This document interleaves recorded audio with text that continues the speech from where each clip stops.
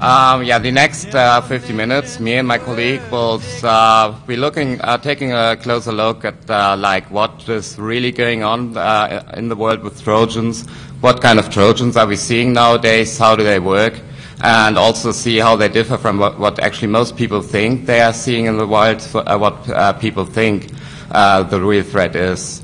So the first part will be more about some more statistics, what we are actually seeing, and then in the second part, my colleague Dirk will take a deeper technical look into how a couple of those things actually work. We have a short demo from actually connecting to a real command and control server to just show what kind of functionality those networks really have.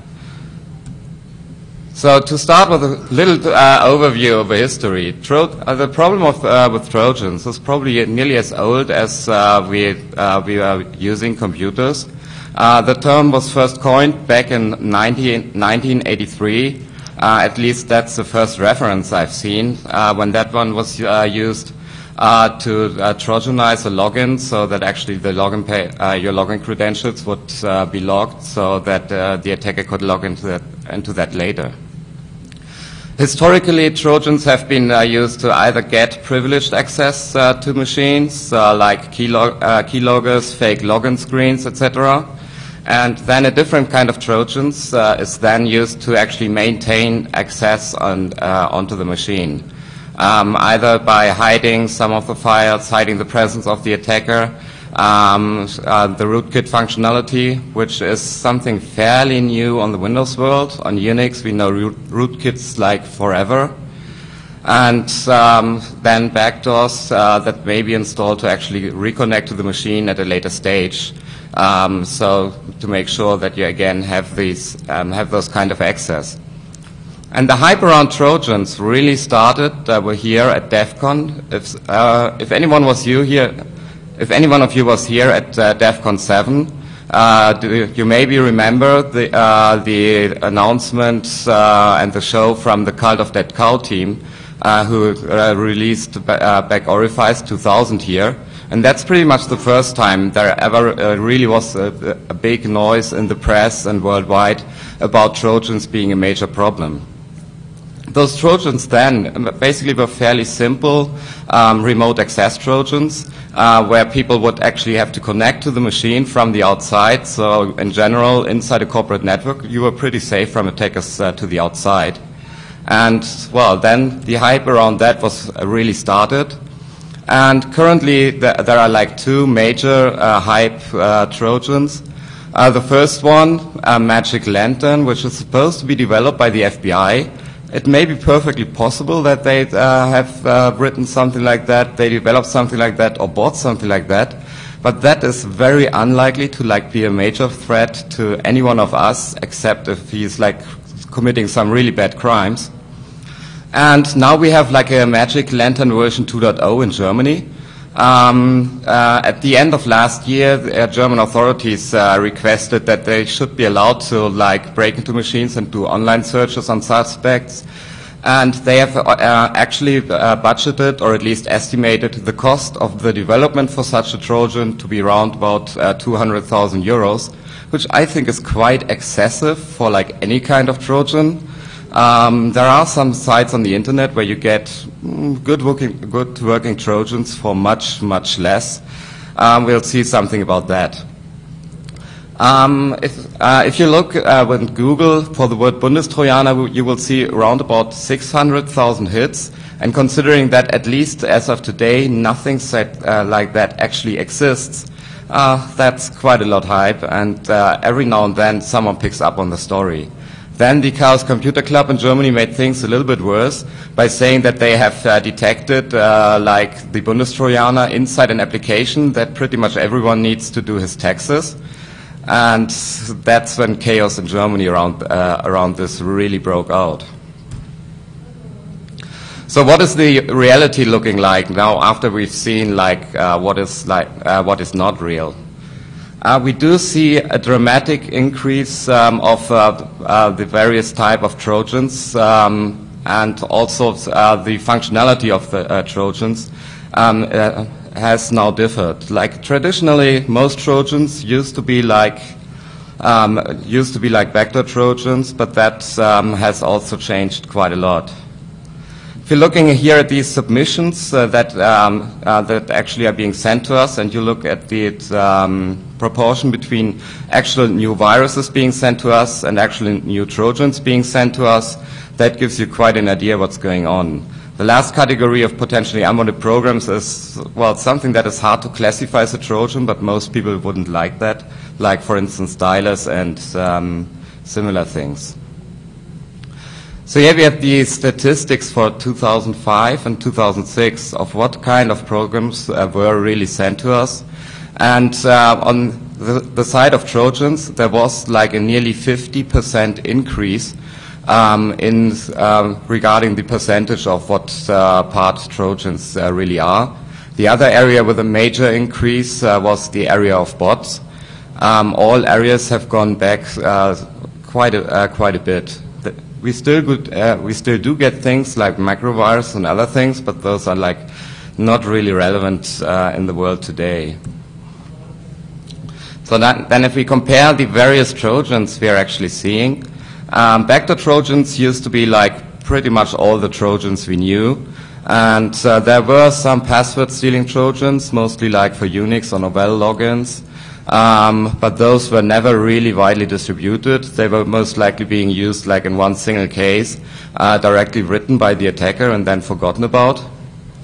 And now we have seen a major increase in password stealing Trojans that in many cases just take the information, send it to some site in the internet, dumping it in some directories. We will at the end, if there's time left, I can actually show some screenshots on how one of those dump sites is really looking like. The downloaders are something that we came across fairly new. A downloader is like a special type of Trojan that basically just connects to pre-programmed websites and actually downloads normally various Trojans, some adware, some spyware. And those downloaders are what you will normally be seeing in your daily email. If someone sends you some file, receipt.exe, and it's a small file, then normally this is not the Trojan itself, but just some downloader that then goes and downloads the real Trojans. Some of those downloaders are like really excessive and downloading like 20 or 50 different applications and trying to install of them all at once. And then you can only hope that your machine survives. Yeah, we've seen a fairly dramatic increase in some of those areas from 1997 to 2006. And the number of password stealers is one of the areas where we currently see the biggest growth. And I expect this to be continuing over the next years. If you take a little better look at passwords, at the different kind of password stealers, then there's something really strange. Like, well, most of the password stealers are actually targeting banks. And yeah, you would think that is fairly obvious. A bank makes a good target. I mean, people use their computers to online banking. And currently there is an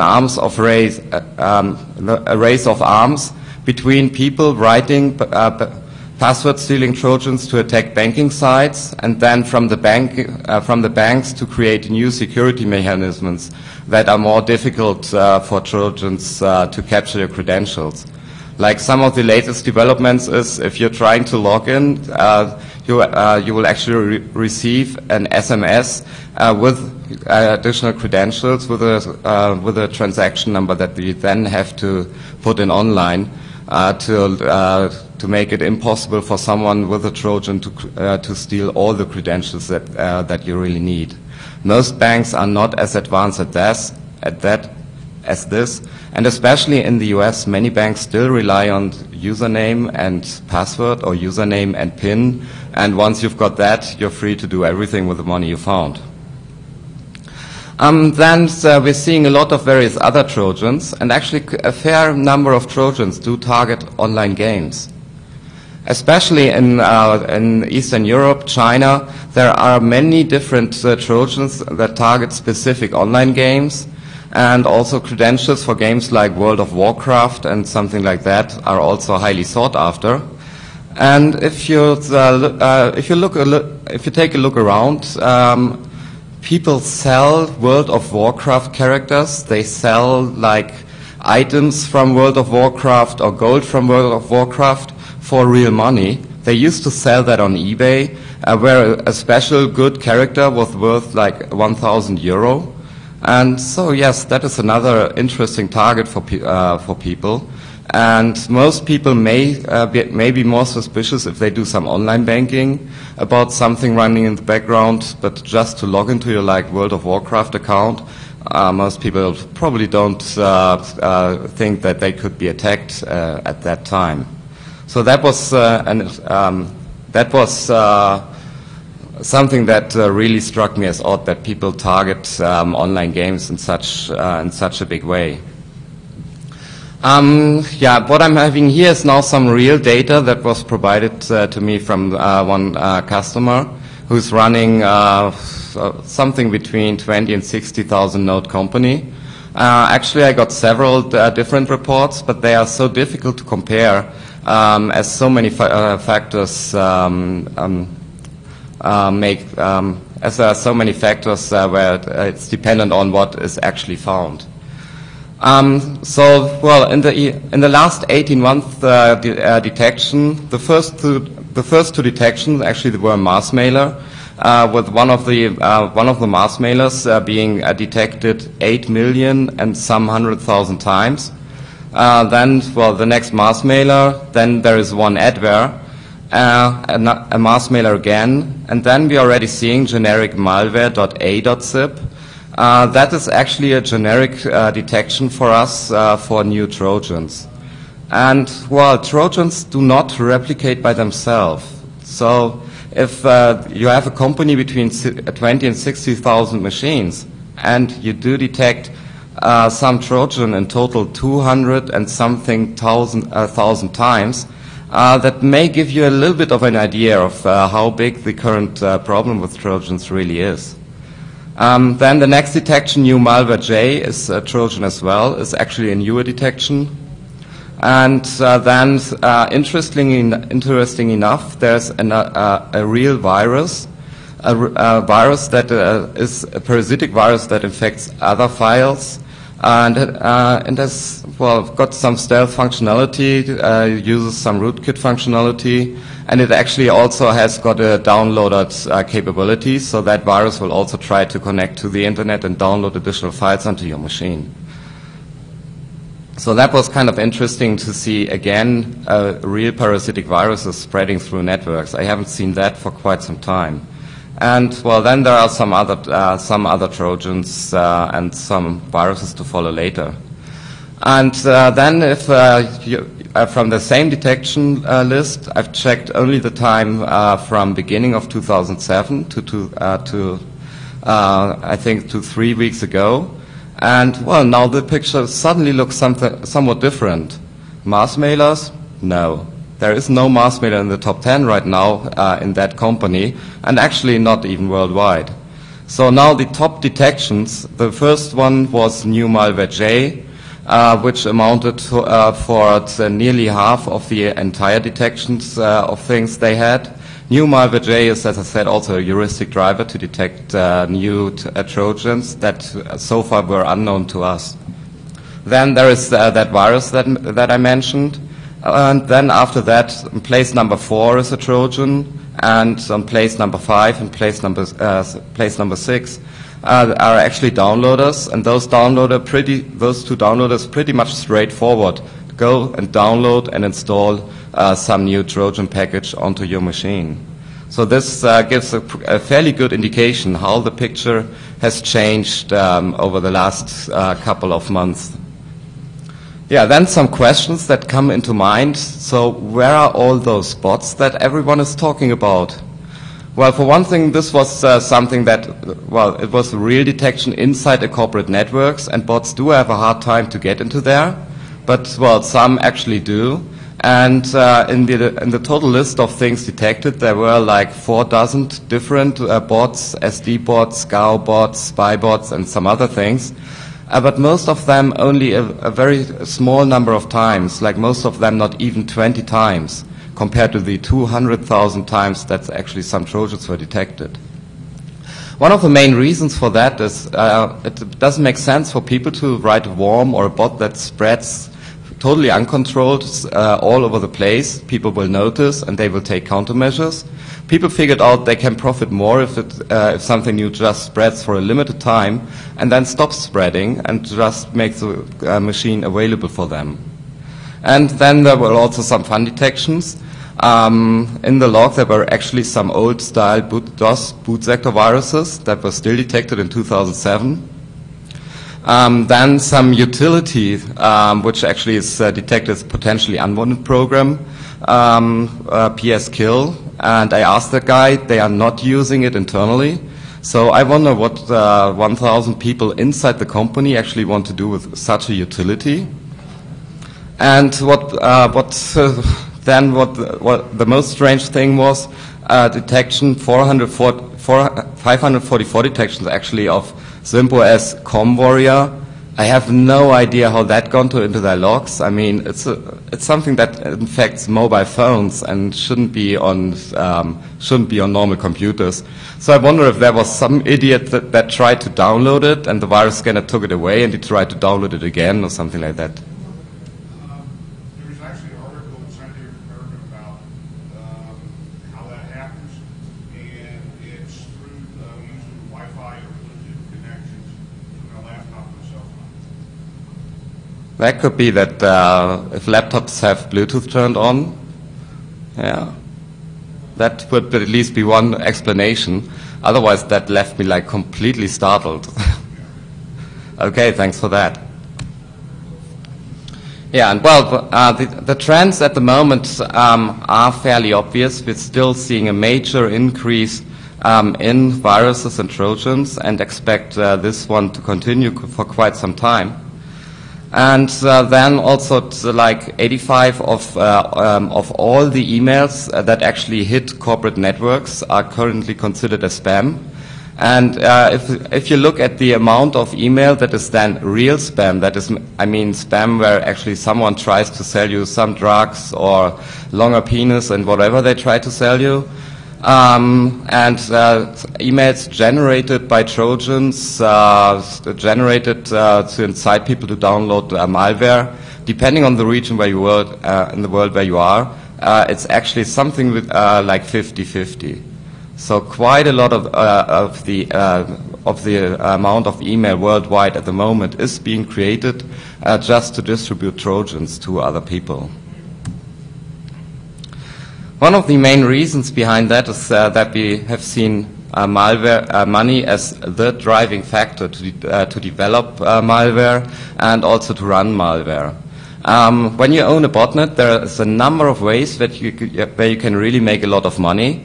And most people are talking about renting those botnets out to spammers or renting them out to run distributed denial of service attacks.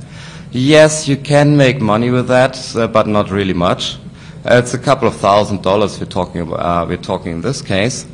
Those people that really do money with that is they are using their botnet, the machines they are controlling, to go to their own website, downloading and installing Adware. They are getting, depending on where that machine is located, something between 5 cents and 50 cents per installation. And well, if you've got a 100,000 machine botnet where you install, say, 5 different pieces of Adware on all of the machines, yes, that's some serious money. That could be a couple of $100,000. So that is where people also try to control those machines for as long time as possible, use whatever means possible to have neither a user nor antivirus software or some other security mechanisms detect that something is wrong with that machine, just so that they can make money out of your machine for a longer time. Here's a short overview over the current price of a couple of items available on certain sites. So as you can see, credit cards at the moment are fairly cheap. because there are so many password stealing Trojans, so many keylogging Trojans that actually steal those data, that there are enough credit cards out for everyone. They are being sold in like a bulk of 1,000 credit cards for $4,000, and that is with that super secure 3-digit verification code on the backside. Because, well, if the Trojan's on your machine, you log into your whatever account, buy something, and then you're asked to type that number in. Yes, of course, that Trojan is capturing that information. I don't even know why people still stick to that as a security feature.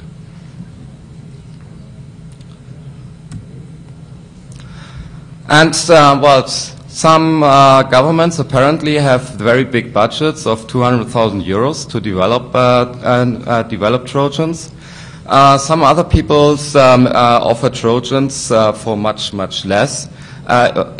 If someone wants to become a criminal and use a Trojan to control some people's machines, steal his data and sell his banking account information or something else, and he's too dumb to program, then he can just go and buy a completely fully featured Trojan package.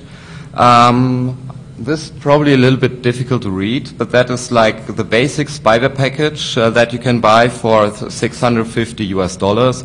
And so that already contains various ways to leak data around firewalls, an FTP server, keylogger, an implementation of WebMonkey, Keeper leak, various direct attacks against a couple of banking sites. And this Trojan is like 1 year old. The current Trojans offer even more cheaper, but I didn't really want to give you the information of a website where you can download them. You need Google for that, and at least 10 seconds. If you need more than a minute, then you need some Google training. There are so many sites that offer similar malware for download to anyone. And then there is currently a fairly new trend of how to get malware into people's machines. Typically, people used to like send you an email with maybe an interesting attachment, maybe an interesting text message with some attachment where they would ask you to like double click on that attachment, and then something would install. Then the next step was the attachment was much smaller, but they still ask you to double click on that, and that's then a downloader that goes to some place and downloads the real Trojan package. And now people figured out, well, most of those emails, they don't get through, they're being blocked. In many companies, email is like checked for viruses, then it's checked again for spam, and then there may be additional checks for phishings, etc. And if someone just uses a web browser and go there, there is nearly no check done in most companies nowadays. So what people are doing now is they just send you an email, like with some link, where you then have to click on the link, or they tell you you have to like take that link and copy and paste it into your web browser for security reasons, and then they take you to some website.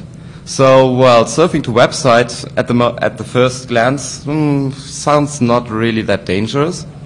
But we have seen a lot of also ODAs being used on those websites to then actually attack people browsing there automatically. And there are also a couple of automated packages that are currently being heavily used, where with such a package, MPack is currently probably the most misused one. Where an attacker just has to insert an iframe link into some website he hacked into it, or he had another way to put that iframe into, and that iframe points to the server where the MPack part is really running on. The MPack toolkit will then check what kind of browser is connecting, what operating system, what versions, and then it will choose an exploit that is likely to succeed. So if they see, oh, he's running QuickTime, then you're being served a QuickTime exploit. And if that is successful, then you actually again a downloader will be installed. It will download again, and the game starts from there. We have seen a massive attacks using MPEG over the last couple of months, and there are also now some other packs that work in similar fashions, IcePack and some others. So also in the scene of cybercrime, people basically are copying each other ideas. Yeah, some of the banking Trojans we are seeing are taking a big effort to make themselves invisible on the system and grabbing the informations that you enter to a banking site. Most of them are actually installing themselves as a browser helper object. And that also means for such a Trojan, all the time it has got all the access to the information that you're sending with a web browser. So even if you have a secure SSL connection to your banking website and you think, I'm secure, nothing can happen here, the Trojan itself still has complete access to all the informations and will grab them and will send them out. Some Trojans then go so far as to actually intercept the first time you try to do something with your bank services, and only the second time is successful. And normally those Trojans are also doing a screenshot of the entire site that the user is currently seeing, and then also screenshots of the area around every single time you use a mouse click, to make it more easy for them to get behind some other new security schemes. So then, how do then people may actually succeed in making Trojans difficult or not detectable by antivirus software? Well, there's a lot of money involved, so people do spend the time to create their Trojans and modify their Trojans in such a way that the current version of a pure signature-based antivirus scanner simply doesn't detect it. To do that has become very easy for an attacker to do. For one thing, all the current virus scanners with all the latest signatures are available, more or less free to download. So it's easy for the attacker to have all the current versions of the various antivirus scanners, and then he just needs to change the Trojan so it's not detected. Well, that actually does take quite a lot of skill, but as most people aren't skilled, there is another way to do that. There are various runtime packers that are just there to make something look different so that it's not detected by the current version of a virus scanner. There are various packages. There are various packages that you can download whose only purpose is to make something very difficult to debug and very difficult for a virus scanner to actually look under. And we've seen cases where several different packers have been applied after each other. I think as many as 8 different packers that have been used to hide something.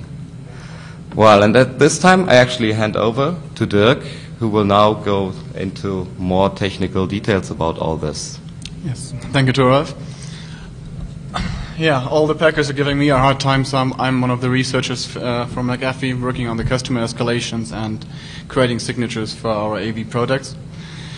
The problem with all this packers is that you can apply several packers quite fast to a file, to your sample, to your Trojan, and you don't have to recompile, change the source code, or do any modifications to it. So it's quite easy for them to produce new malware within seconds.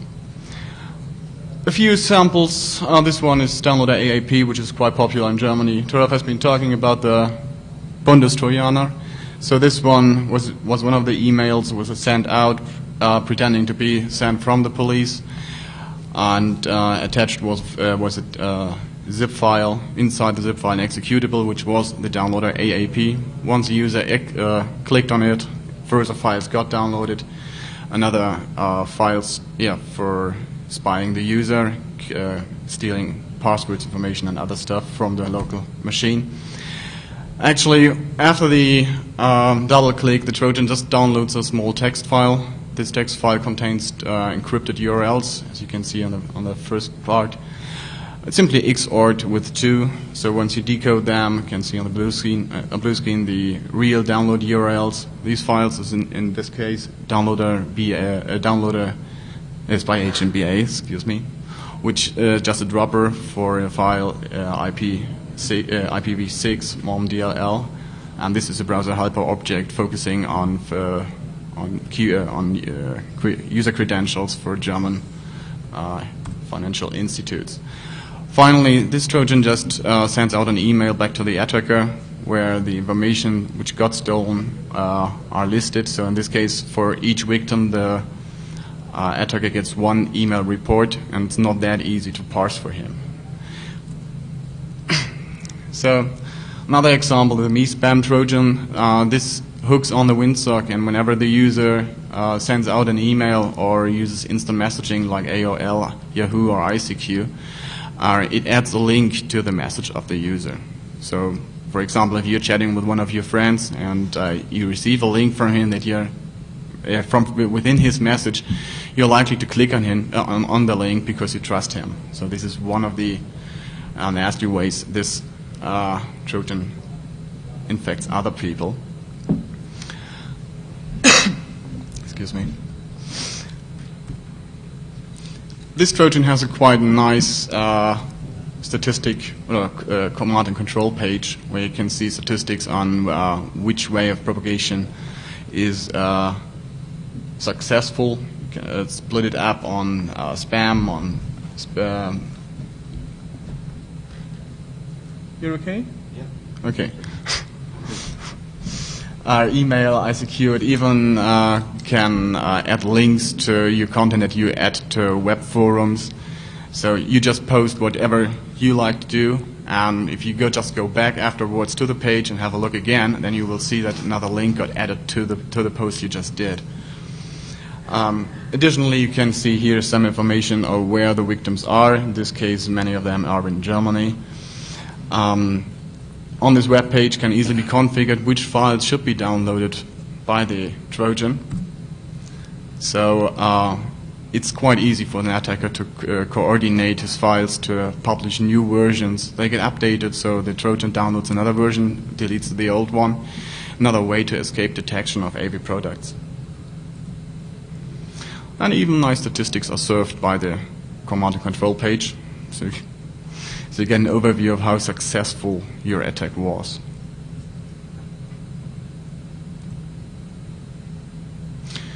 So in this case, on this page, you can even see what kind of message should get appended, either appended or prepended. In this case, it's only a URL. You can also add some other text messages. You can specify text messages for each country. So if it's in Germany, you'll probably like to have a German text. If it's in the United States, take an English text, or wherever else. So it can be configured for each country separately. This was a nice analysis from François Paget and Élodie Grandjean. This was a Trojan, a password stealing Trojan, more the old-fashioned way where all the stolen data gets posted to an FTP server. Each computer has a unique file name, a unique folder name within its own country. So when the user gets infected, the further files get downloaded, several different. The GeoIP site is used to determine where the victim is. So the reports get sorted on the FTP server in the separate in the according folders. In this case, you can see here the folder of France, and there are quite a few victims, about 400 in this case. In France, when this Trojan came out, it was about the time when they had to do the tax income online, and so the stolen data were quite interesting. Yeah, interesting. Yeah, it shouldn't be on the server public available or available for the bad guys. So we tried our best to work together with the federal departments in France to get the server down and to protect the victims. This is an overview where the victims are. So it's spread all over Europe. not only in France, so it's not targeted on a specific country. We use the IP addresses to draw the plots on the map. But it's not only in Europe, it's also in North America and even in Asia Pacific, so all around the world. And this Trojan wasn't, or this password stealer wasn't up for a long time, I think probably two weeks. So this was a snapshot after 2 weeks. And yeah, quite a few people around the world. Another story that I've been working on recently was the Nuwar Zhelatin postcards. I guess you've all seen those emails. This one just arrived yesterday in my email box. It's a standard spam text, and if you click on the link, no, you don't get to a postcard. You get to a Trojan. And so I had a look at the Trojan in my code network, and this Trojan connects other bots on the net, so they're using a peer-to-peer protocol, which may look like the eDonkey protocol, but actually it's not a complete implementation of the eDonkey protocol, maybe likewise. I noticed some interesting UDP packets coming in, as you can see at the bottom. This one is now looking for a file called 24942.mpg with a file size of around 70K. Well, 70K for a movie file. Now I think that the content is something different, and it's not only looking for that number on that file size. So there are different packages coming in.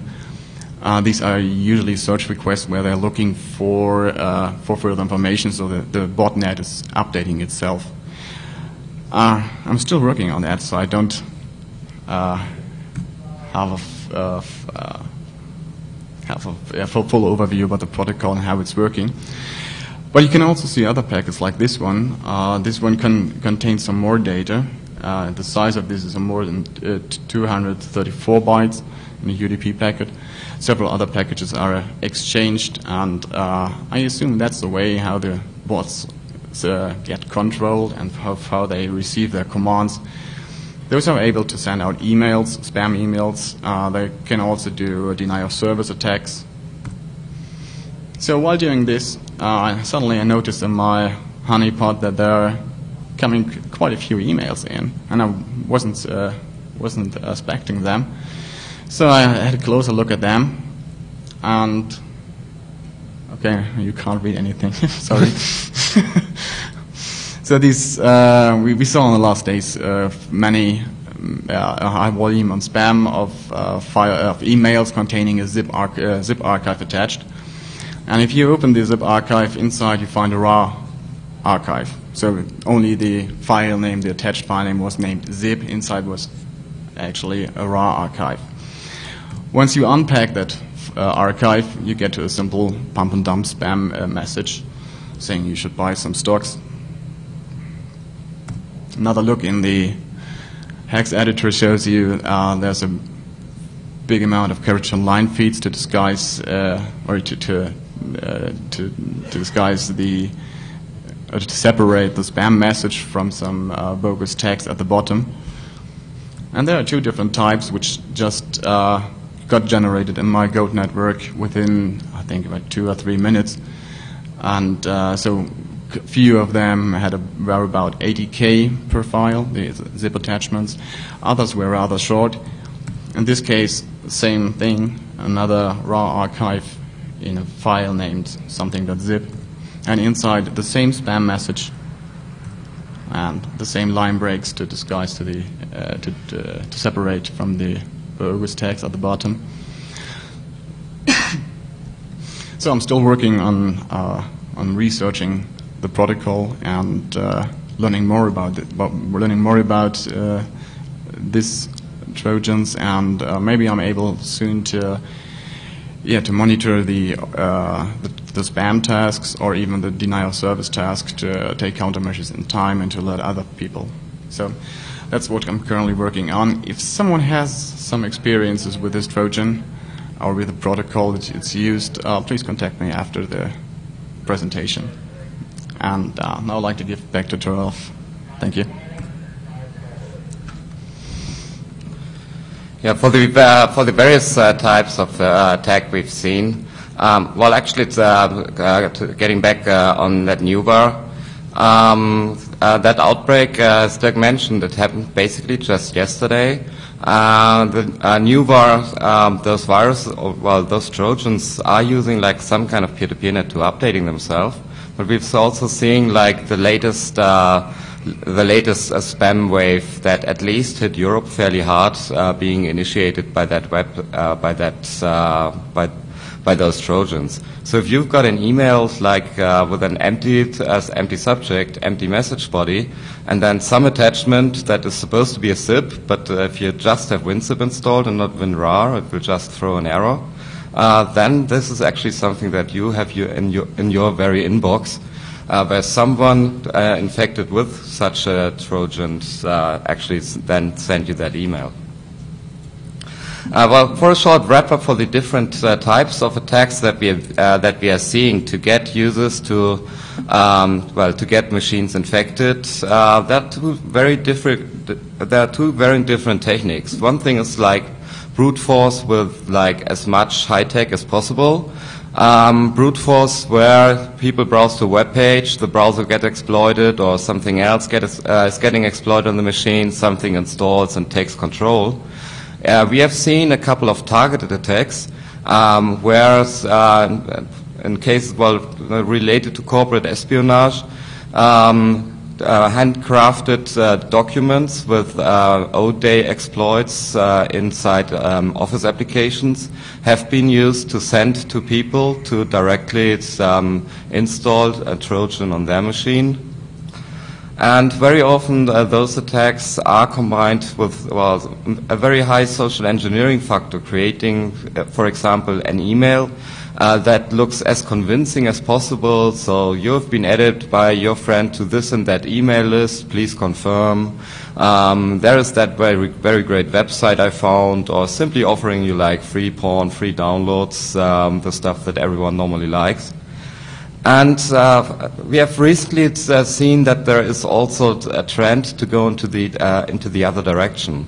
Well, there is no exploit at all involved, where there is just like one example is an interesting looking email with like some generic text, and then you've got a document with more information in it. When you open that document, yeah, it opens fine. There is no macro code, there is nothing wrong with that document. And then somewhere inside the document is click here on this icon to learn more about that.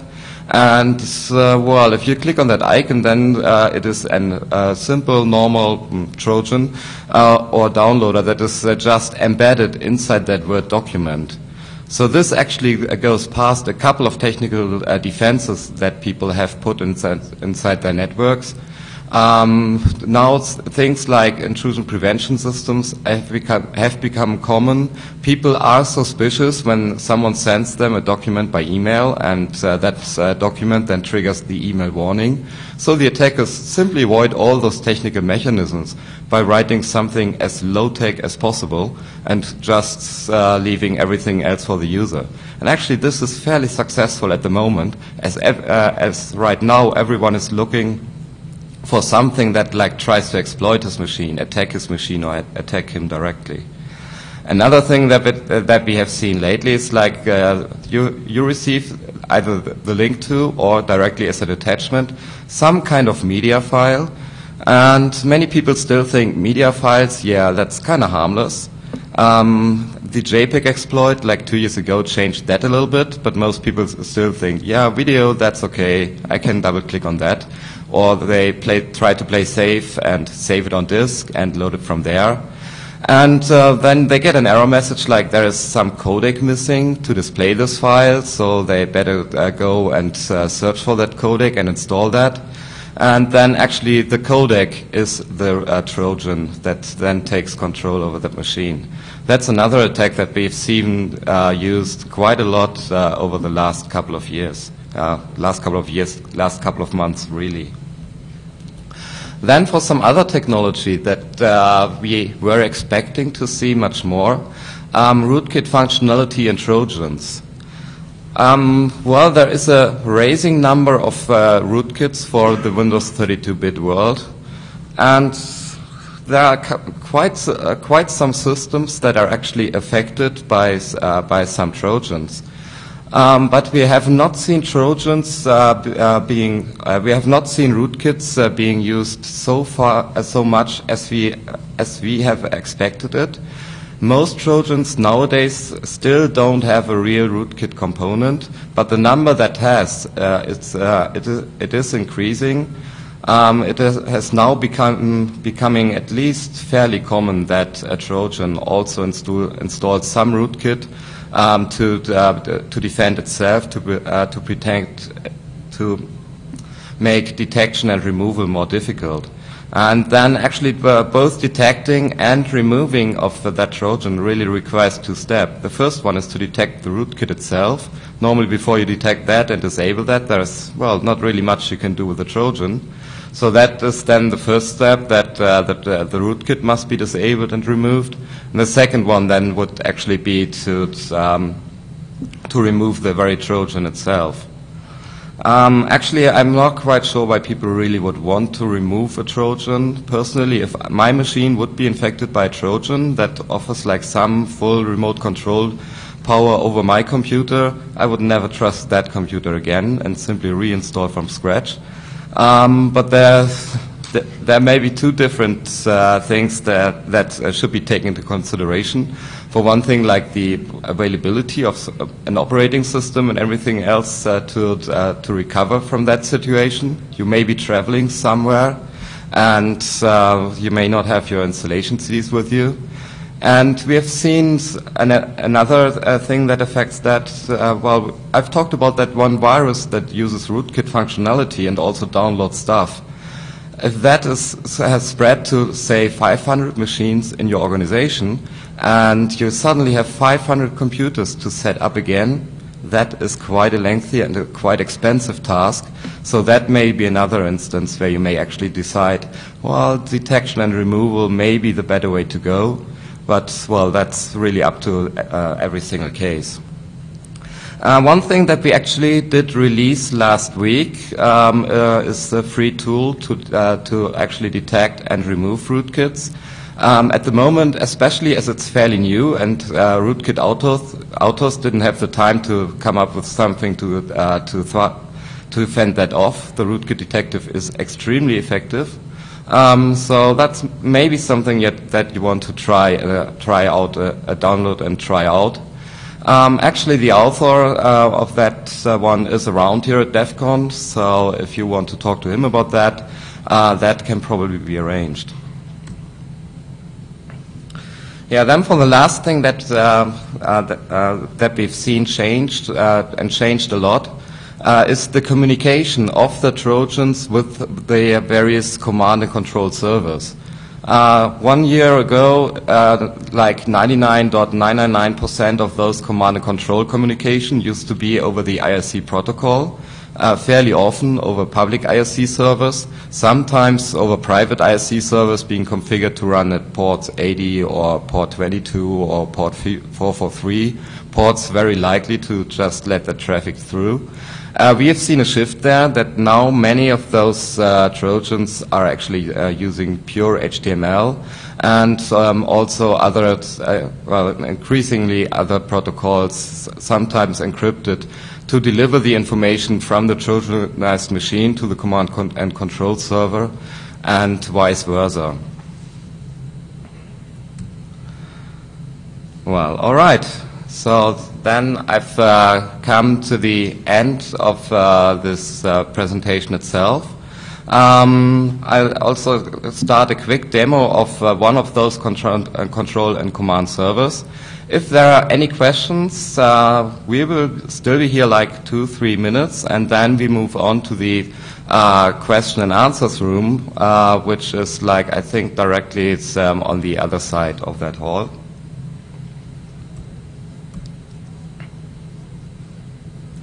So, yeah.